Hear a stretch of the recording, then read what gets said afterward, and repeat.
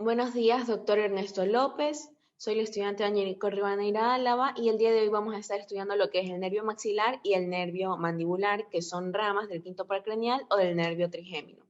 Vamos a empezar a describir lo que es el nervio maxilar, que es este que podemos observar aquí. El nervio maxilar es exclusivamente sensitivo y este se va a desprender del borde anterolateral del ganglio trigeminal o del ganglio de Gasser, lateralmente a lo que es el nervio oftálmico. Bueno, el nervio maxilar, mediante sus terminaciones nerviosas, va a recibir y va a conducir la sensibilidad de la piel de la mejilla, del párpado inferior, del ala de la nariz y también del labio superior. Respecto a lo que es su trayecto, desde su origen en el ganglio de Gasser, este se va a dirigir anteriormente atravesando lo que es el agujero redondo. Luego de esto, va a seguir su recorrido penetrando lo que es el trasfondo de la fosa infratemporal, continuando para llegar a lo que es el surco infraorbitario, el cual va a ser atravesado para llegar a lo que es el conducto infraorbitario y desembocar en el agujero infraorbitario del maxilar.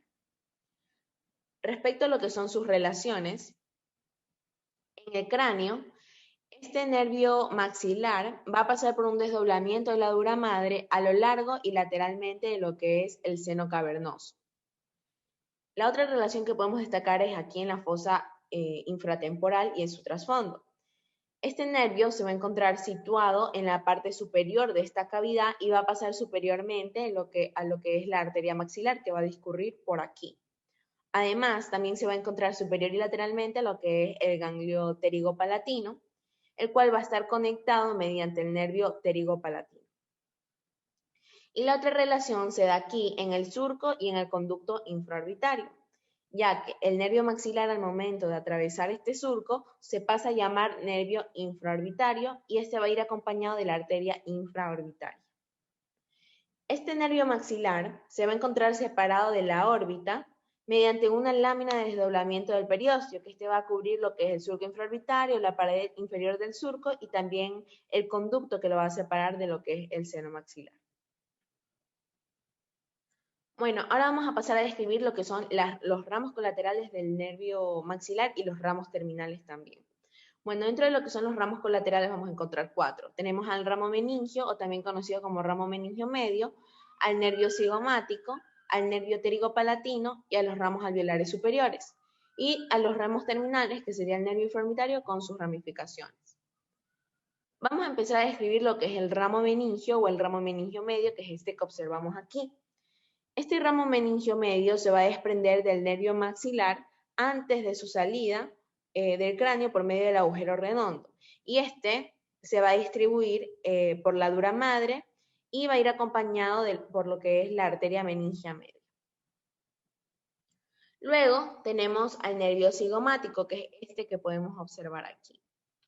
Este nervio cigomático va a nacer anterior y a la altura del agujero redondo y este va a atravesar lo que es la fisura orbital inferior y se va a comunicar con un ramo del nervio lagrimal en lo que es la pared lateral de la órbita.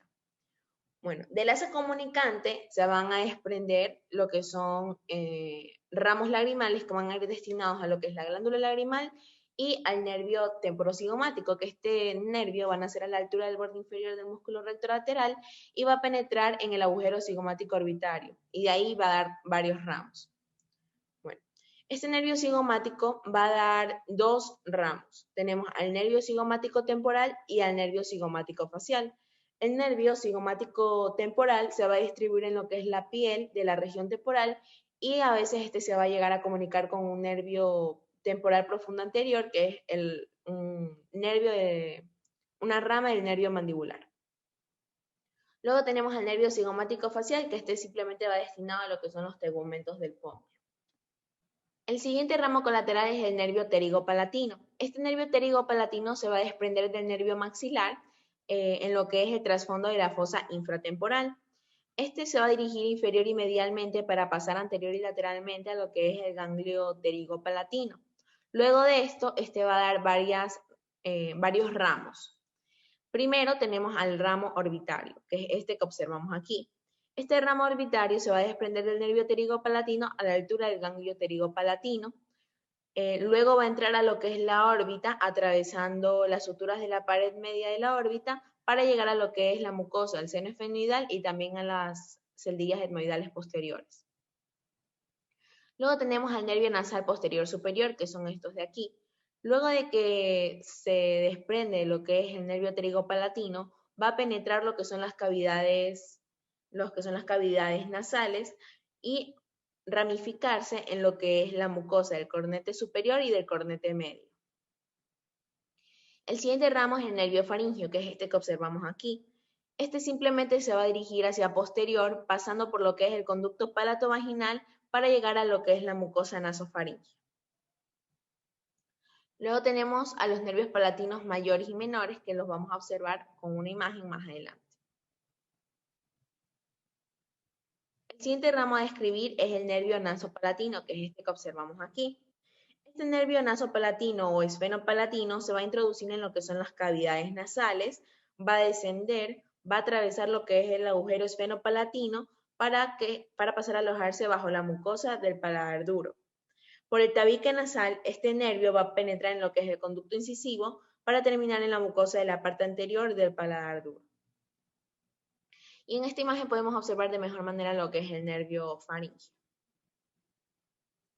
Ahora sí vamos a pasar a describir lo que son los nervios palatinos mayores y menores.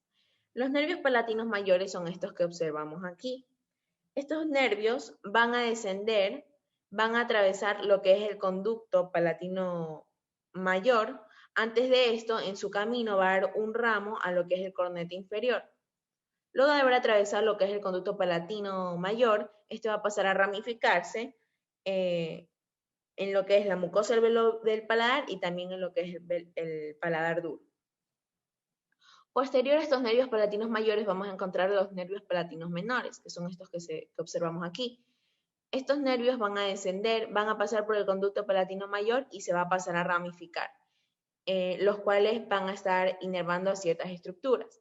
Primero, al músculo elevador del velo del paladar, también al palato gloso, a la úvula y a un fascículo del músculo palatofaríngeo.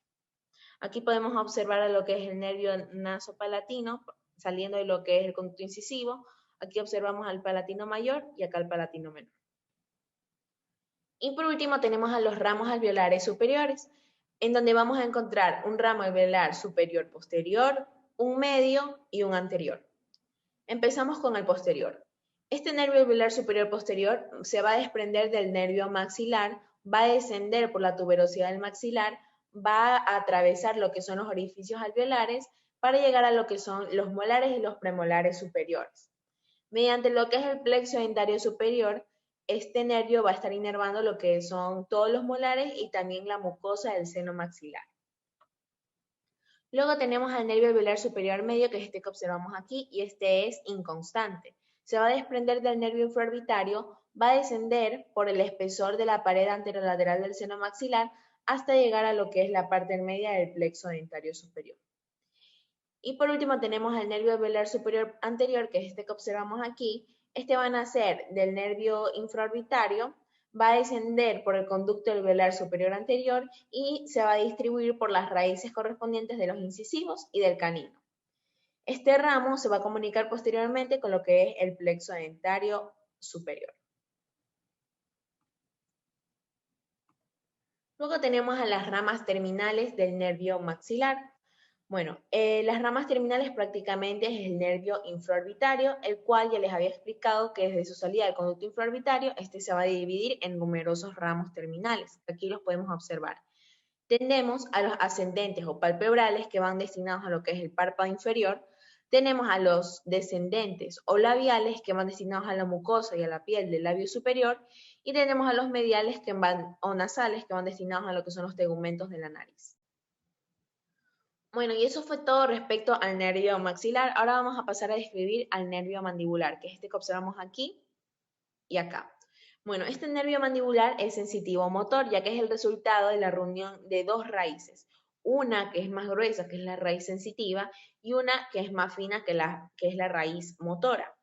Bueno, respecto a lo que es su territorio funcional sensitivo, este se va a distribuir en lo que es la región temporal, en las mejillas, en el mentón, en el labio inferior, en las encías y dientes inferiores, en el trago y en el lobulillo de la oreja. Y su territorio funcional motor básicamente va a ayudar a la contracción de 4 músculos, que es el tensor del velo del paladar, al tensor del tímpano, al miloioideo y también al vientre anterior del digástrico. Respecto a lo que es su trayecto, las raíces sensitivas y motoras del nervio mandibular se van a dirigir hacia inferior y lateralmente, atravesando lo que es el agujero oval, donde estas dos raíces independientes van a llegar a unirse. Inferior a este agujero oval, el nervio se va a dividir en 2 troncos, uno que es anterior y uno que es posterior, ambos terminales. Respecto a lo que son sus relaciones, aquí podemos observar la primera. En el agujero oval, el nervio mandibular va a estar en relación con lo que es la rama accesoria de la arteria meningia media, la cual va a estar situada posterior y lateralmente a este nervio. Y la siguiente relación es que este nervio mandibular se va a situar en la fosa infratemporal lateralmente a la fascia interpterigoidea y medialmente va a estar relacionado con el músculo pterigoideo lateral y a la fascia pterigotemporomandibular. En su cara medial, este nervio mandibular se va a encontrar con lo que es el ganglio óptico al que está estrechamente unido. Respecto a los ramos del nervio mandibular, vamos a encontrar un solo ramo colateral, que es el ramo meningio, y varios ramos terminales. Primero encontramos los ramos del tronco terminal anterior, los cuales van a ser 3. El nervio temporobucal, el nervio temporal profundo medio y el nervio temporomacetérico. Luego tenemos a los ramos del tronco terminal posterior. Encontramos al tronco común de los nervios del músculo pterigoideo medial, al nervio auriculotemporal, al nervio alveolar inferior y por último al nervio lingual. Pasamos a describir lo que es el ramo meningio, que es este chiquito que podemos observar aquí. Este ramo meningio se va a dirigir posteriormente y va a penetrar en el cráneo por el agujero espinoso, que es el que podemos observar en esta imagen. Las ramificaciones de este ramo meningio van a ir acompañando lo que es la arteria meningia media, como vamos a poder observar en esta imagen de acá. Y aquí está el ramo meningio mucho más de cerca. Eso fue todo lo que son los ramos colaterales. Ahora vamos a los ramos terminales. Empezamos con los ramos del tronco terminal anterior. Este tronco terminal anterior va a dar 3 ramos. Estos se van a dirigir lateralmente y van a atravesar lo que es el agujero o el poro crotoesfítico buccinador de Hirt. Después de pasar por este agujero, este tronco terminal anterior se va a dividir en 3 ramos. El primer nervio que vamos a estar estudiando es el nervio temporobucal, que es este que observamos aquí.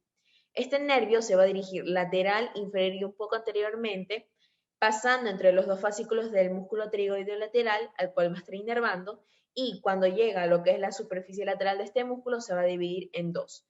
El nervio temporal profundo anterior, que es motor, y el nervio bucal, que es sensitivo. Bueno, el nervio temporal profundo anterior se va a distribuir por la parte anterior del músculo temporal, y el nervio bucal va a descender posteriormente a la tuberosidad del maxilar, alcanzando lo que es la cara del músculo buccinador, donde se va a dividir en ramos superficiales y profundos. Los superficiales que van a ir destinados a lo que es la piel y los profundos que van destinados a lo que es la mucosa de las mejillas. Bueno, este nervio bucal puede comunicarse con un filete del nervio facial. El segundo ramo a estudiar es el nervio temporal profundo medio, el cual es el que observamos aquí. Este nervio se va a dirigir lateralmente entre lo que es el músculo pterigoideo lateral y el ala mayor del esfenoides, y va a terminar en lo que es la porción media del músculo temporal. Bueno, y el último ramo del tronco terminal anterior es el nervio temporomacetérico, que es este que observamos aquí. Este se va a dirigir lateralmente entre el pterigoideo lateral y el techo de la fosa infratemporal, posteriormente al nervio temporal profundo medio.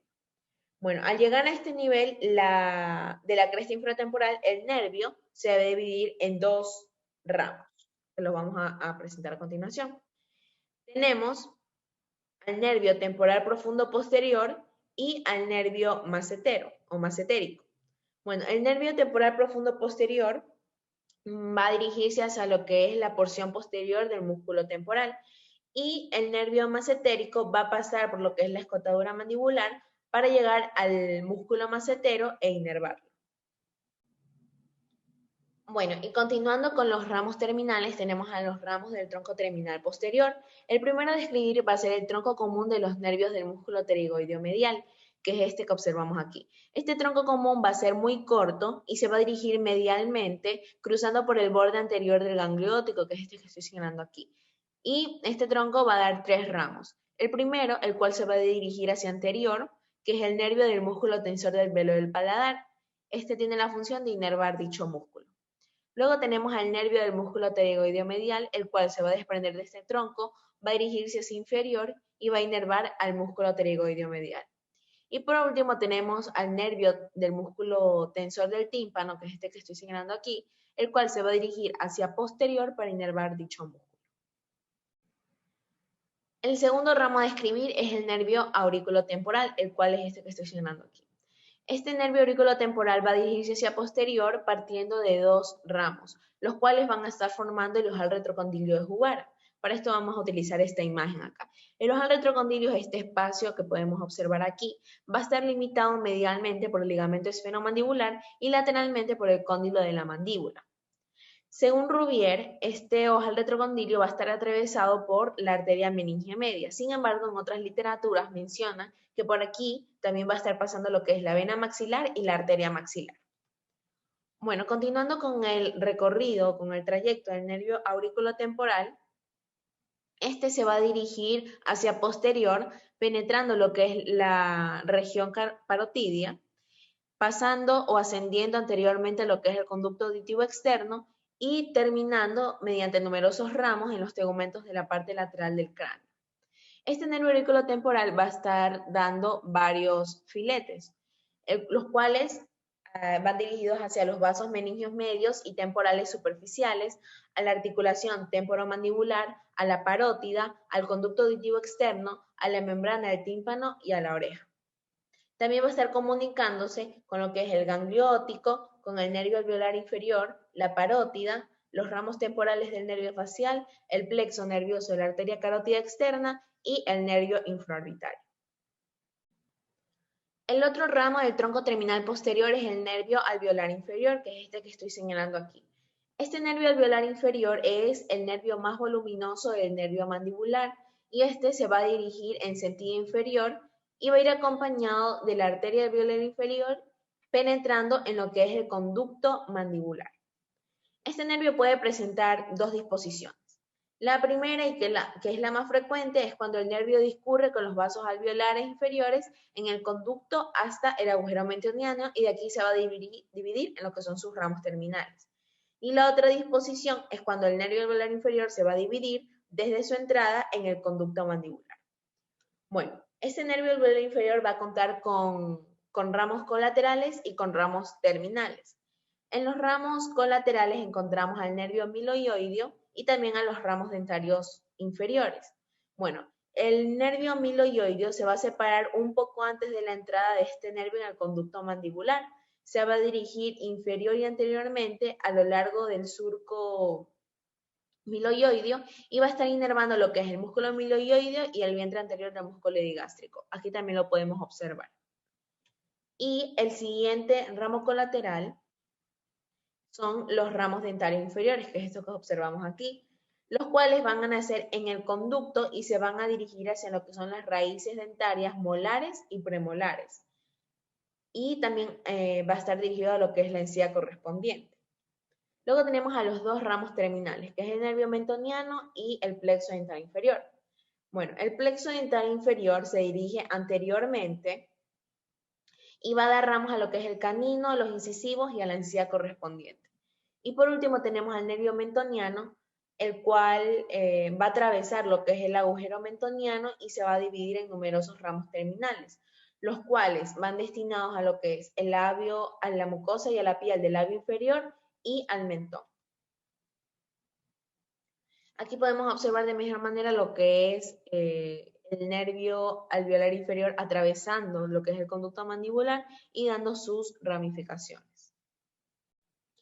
Bueno, y por último tenemos al nervio lingual, que es este que estoy señalando aquí. Este nervio lingual va a descender anteriormente a lo que es el nervio alveolar inferior, que es el que acabamos de describir, y este se va a encontrar situado medialmente por la fascia interpterigoidea medial y el músculo pterigoideo medial, y lateralmente por el músculo pterigoideo lateral y la rama mandibular. Bueno, a esta altura, este nervio lingual va a estar recibiendo un ramo del nervio facial que es la cuerda del tímpano, que es esta que observamos aquí. Bueno, luego este nervio lingual va a descender y va a pasar superior a lo que es la glándula submandibular y la glándula sublingual. Luego de esto va a dar varios ramos terminales que van a estar inervando lo que es la mucosa de la lengua anteriormente al surco terminal lingual. Aquí también lo podemos estar observando. Bueno, este nervio lingual va a dar filetes nerviosos a la mucosa del arco palatogloso, la mucosa de las amígdalas palatinas, la glándula submandibular y la glándula sublingual, como ya lo había mencionado. Y eso es todo por este video. Muchas gracias por su atención.